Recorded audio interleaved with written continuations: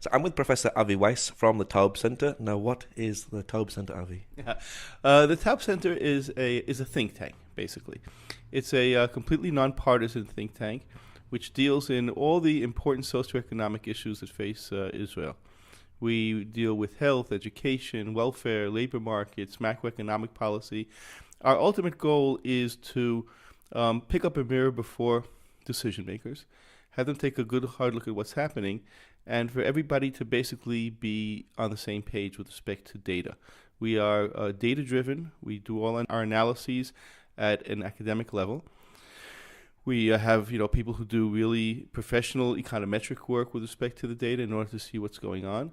And then what we do is we put out the information to everybody, to the public and to the decision makers and to young people and to households and to the press, and everybody gets it, basically showing what is happening with respect to all the different issues that are going on in Israel, all the important issues that are going on in Israel from a socioeconomic perspective. As I said, we are completely nonpartisan, completely apolitical, and because we are, everybody listens to us. All the different parties want to know what we have to say. They all come here to hear our latest results. They invite us to the Knesset, and we sit with them. They invite us to committees in order to present our results, and they sometimes come with our publications into the Knesset, and they read from the publication in the Knesset and say, here's an issue that we haven't addressed. We have to think about what to do. And then what we want them to then argue about it. Let them argue about what to do about it, but they're all working from the same data. They all say, yes, this is what's happening. Now what do we do about it? And then you can talk right and left. You can talk, different ways that people think, different things that people think they should do with it. And that's perfectly legitimate. That's what we want to happen. And what is your mission and vision here for the Taub Center?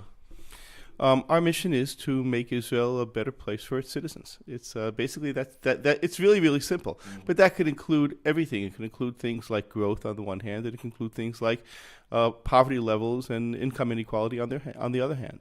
In other words, it can basically go throughout the gamut of the things that are important to Israelis with respect to the socioeconomic status. As I say, nothing political at all, only socioeconomics. And when did you start, and why did you start? The Taub Center was started in 1982 when then Prime Minister Menachem Begin saw the need for this type of center, a center that would be a Brookings type of place that would be able to take a look at data and be able to advise the government with respect to what's happening, so that they wouldn't get it from a partisan place, rather from a nonpartisan place. Menachem Begin turned to the JDC, to the Joint, and asked them to do that. The Joint does what it does. It basically started this place and lifted it up until it got to the point where it could stand on its own 2 feet, and that's where we are now. Now you've just produced your State of the Nation report. What is that?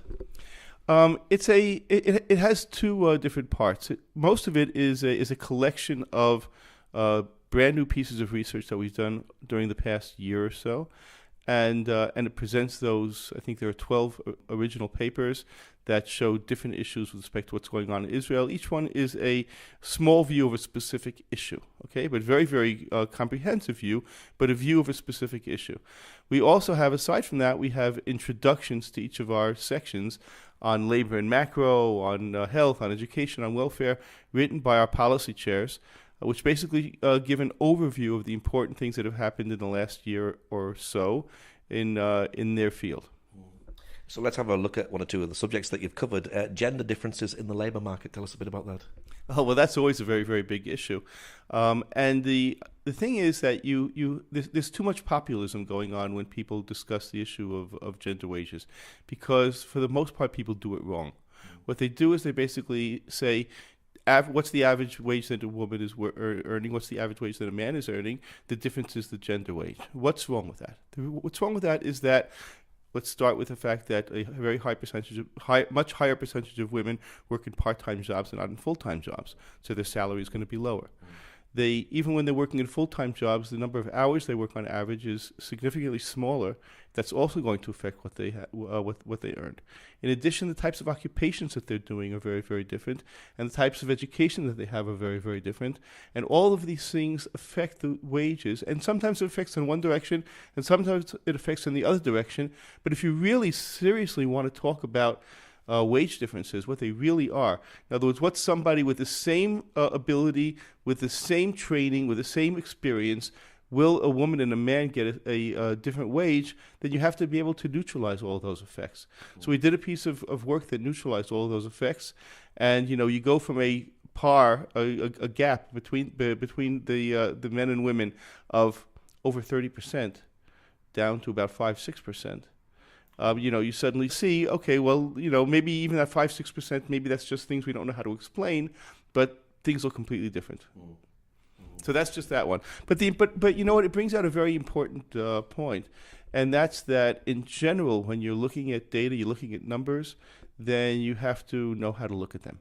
You have to be able to analyze them properly, and because numbers can fool you. There was a very famous book, I think it was back in the 1950s, called How to Lie with Statistics by Darrell Huff. And it's a brilliant, really short read. I recommend it to everybody, completely non-technical.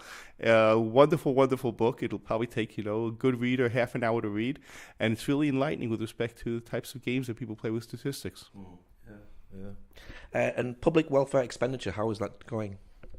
Well, certainly the government has been spending more on welfare expenditure, but the question is whether it's achieving its goals. Israel faces, I'll put that together with the issue of poverty and inequality, because those are very, very interconnected types of issues. But Israel faces a demographic difficulty. It faces a demography that has two populations that act differently than most of the population. One is the Haredi population, the ultra-Orthodox in Israel, and the other is the Arab-Israeli population. Now, what's different about them? There are three main things that are very, very different about them. One is that their level of education tends to be very, very, very low. The second is that, in general, only one of the family members tends to go out to the workforce. That's not always true, but certainly a much smaller percentage of Haredi men go out to work, and a much smaller percentage of Arab Israeli women go out to work than in the rest of the population. And those mean that you're starting with a low income because of the fact that you don't have a very high level of education, and you also only have one person working, so the amount of money that's coming into the household is going to be relatively low. In addition, they both tend to have very, very large families. And when you combine low income together with large families, well, that's a real good recipe for poverty. And it's something that's going to be very, very hard to attack. You've got to attack it from the bottom up. You've got to get more people out, get a better schooling, get people better trained, get them then out to the labor force, and those are things that are necessary in order to be able to improve the economy. So what you have, as a result of that, you're facing a situation in which about 1 out of every 5 Israeli is below the poverty line. That's a lot.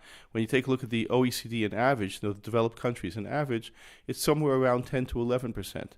And the Israeli government put together a committee a number of years ago for the first time, pretty much the first time since the 1950s, I think it was, to actually try to address what do we do about this, how can we actually attack this. And they came out, their goal was to lower Israel's poverty rate down to the average of the OECD. And they put out a whole gamut of steps that they recommended, and with some very significant expenditures in order to do it, that would be necessary in order to lower it.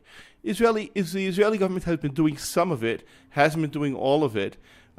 There's a question about how successful it's going to be in actually getting poverty levels down. It's not clear that what they're doing is going to get those poverty levels down because of the difficulty that I mentioned before. But there are steps that are being taken, and you hope that more steps will be taken in the future. That's with respect to expenditure. Now, man's life expectancy here is very high in Israel. Why is that? Well, this is actually a very, very interesting and surprising result. I'll tell you, when the history, when the researchers started looking at this question, saying why, in fact, is Israel men's life expectancy so high? And it's not even just that the expectancy is high. Life expectancy, we know worldwide, is related to socioeconomic situation. Those the richer people are, the more money they have, the better off they are, the longer they live. That's in general true throughout the world. So people in the Western world tend to live a lot longer than people in the non-developed world. That's just what tends to happen. When you take a look at, and you can build a model that explains how one is related to the other. When you do that, you see Israel turns out to be an incredible outlier, where men are living, when you just take into account their socioeconomic status, they're living 7 years longer than they should based on what they would on all the regular things that explain why people live as long as they live. So this researcher was trying to understand this and start to look at all kinds of other factors that could affect this. And he found a very surprising factor that had a huge effect. And that factor was, if you take a look, and this is across 170 countries, if you take a look at how long, or whether there is and how long people have mandatory military service, it turns out that that explains it away.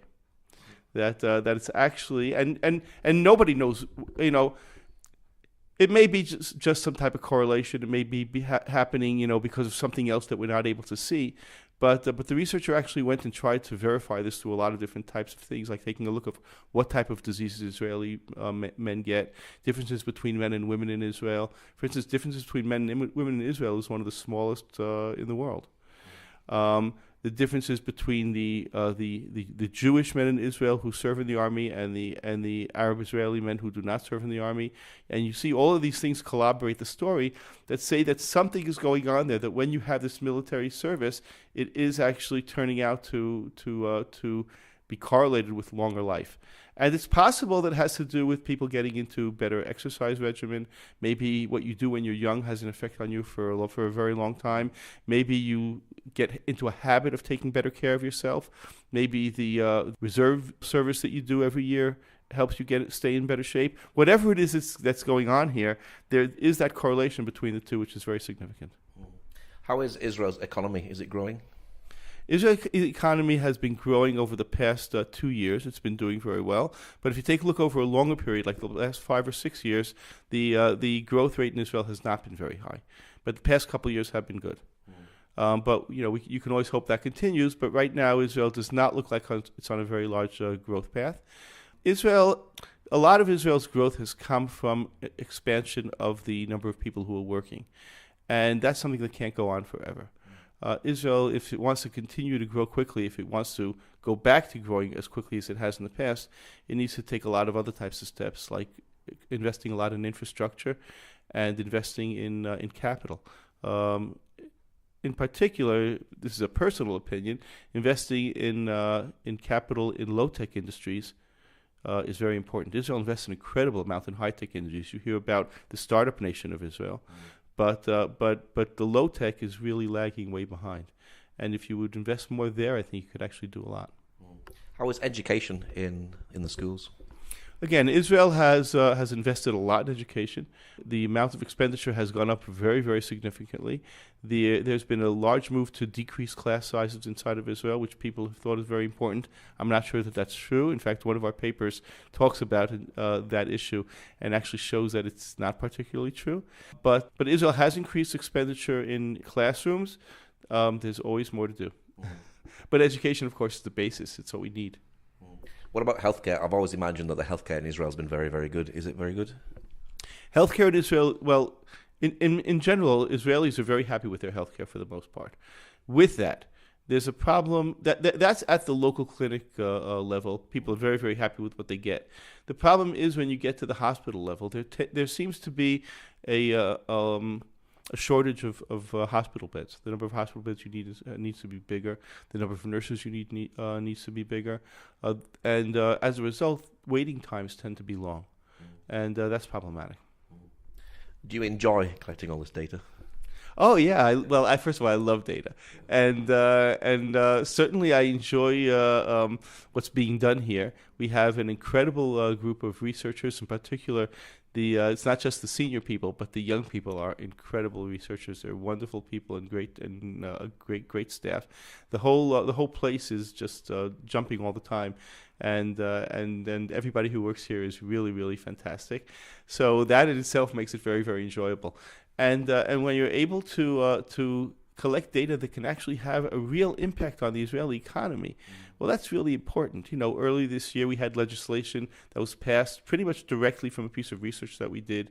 You see the Knesset holding days in which they deliberate our findings, and you see it's affecting decision making. And when it's doing that, then we know we're doing our job. So yeah, absolutely. So you're really making a big difference in the community. That's what we try to do. That's what we aim to do. Sometimes you succeed more, sometimes you succeed less. but certainly that's our goal. Okay, Professor Avi, thank you very much. Absolutely my pleasure.